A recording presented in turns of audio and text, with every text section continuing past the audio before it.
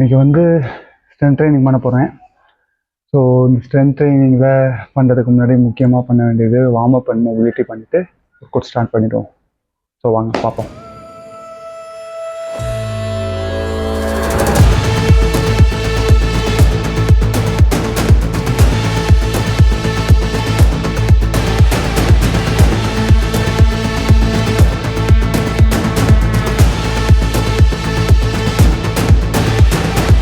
நல்லா ப்ரீத்தை இன்ஹேல் பண்ணி எக்ஸேல் பண்ணிட்டு அதுக்கப்புறம் ஆரம்பிக்க வேண்டியதான். நல்லா இன்ஹேல் பண்ணிவிட்டு அதுக்கப்புறம் ஸ்டார்ட் பண்ணுவோம். இப்போ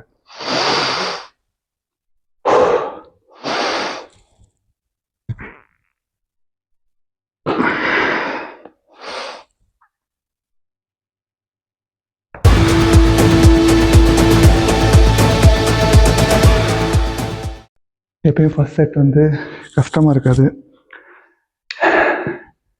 இன்றைக்கி ஏன் கஷ்டமாக இருந்துச்சுன்னு தெரில. மேபி வார்ம் அப்கே ரொம்ப நேரம் எடுத்துக்கிட்டேன். இன்றைக்கி புதுசாக வீடியோ எடுக்கிறதால ரொம்ப டைம் எடுத்துக்கிட்டேன். மேபி அதனால் இருக்கும். And pre workout food சாப்பிட்டு ரொம்ப நேரம் ஆச்சு.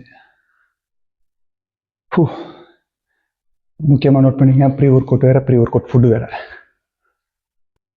ரைட், நெக்ஸ்ட் செட் பார்ப்போம். 30 கிலோ 2 சைடும். ஸோ டோட்டலாக 60 கிலோ பிளேட்டு. ராடு வெயிட் எவ்வளோன்னு நம்மளுக்கு தெரியலை. மேபி 10 or 15 kg இருக்கும். ஸோ ஸ்டார்ட் பண்ணுவோம்.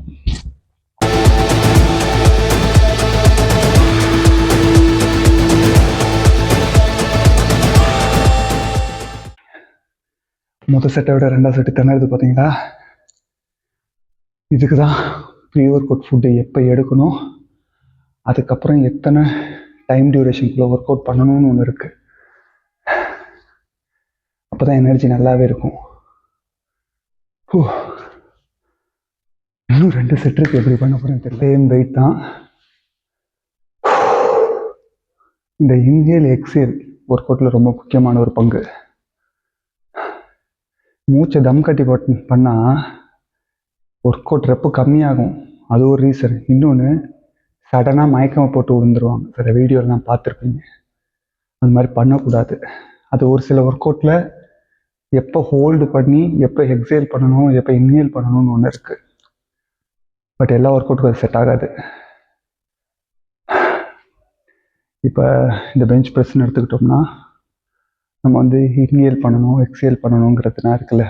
ரொம்ப இந்த இன்ஹேல் எக்ஸேல்னால் வந்துட்டு ஃபோக்கஸ் பண்ணிங்கன்னா அதுவும் குழப்பம். எப்போ இன்ஹேல் பண்ணணும் எப்போ எக்ஸேல் பண்ணணும் ரொம்ப சிம்பிளாக ஞாபகம் வச்சுக்கோங்க. இப்போ நான் வெயிட்டை ட்ராப் பண்ணும் போது மூச்சை நல்லா உள்ளார இழுக்கணும். வெயிட் ஆஃப் எனர்ஜி ஃபோர்ஸ் கொடுத்து தள்ளுறேன்னா அப்போ வந்துட்டு மூச்சை வந்துட்டு வெளியில் விடணும். இதை மட்டும் ஞாபகம் வச்சுக்கோங்க. ரொம்ப சிம்பிளாக முடிஞ்சிடும். அப்போ தான் நிறைய ரெப்பு உங்களால் பண்ணவும் முடியும். அந்த லெவலுக்கு உங்களுக்கு டயர்டும் கஷ்டமும் இருக்காது. ஸோ 3rd செட் பண்ணுவோம்.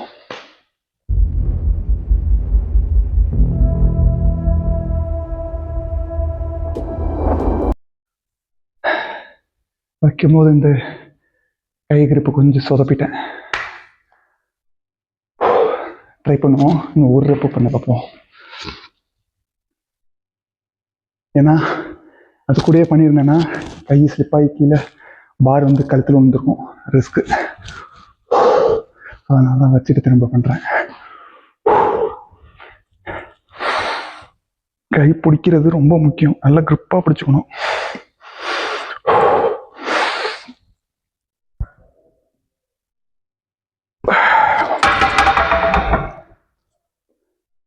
இது ஒரு சாட்டிஸ்ஃபேக்ஷனுக்கு பண்ணுற ரெப்பு தான். Final set. இப்போ சூஸ் பண்ணியிருக்க வெயிட் என்னன்னு பார்த்தீங்கன்னா 32.5. எப்போ இந்த செட்டுக்கு வந்துட்டு ஒரு சப்போர்ட் வச்சு தான் பண்ணுவேன். பட் இந்த டைம் சப்போர்ட் இல்லை. ஸோ என்னால் பல ரெப்பு பண்ணவும் முடியாது. ஸோ கொஞ்சம் கேர்ஃபுல்லாக பார்த்து தான் பண்ணணும். ஈகோ லெஃப்ட்டும் போகக்கூடாது. ரொம்ப டஃப். முடியல. சப்போர்ட் இருந்தால் 4 ரெப்பு பண்ணியிருப்பேன். சப்போர்ட் இல்லை. செஸ்ட் ஒர்க் அவுட் சக்ஸஸ்ஃபுல்லாக முடிஞ்சிருச்சு.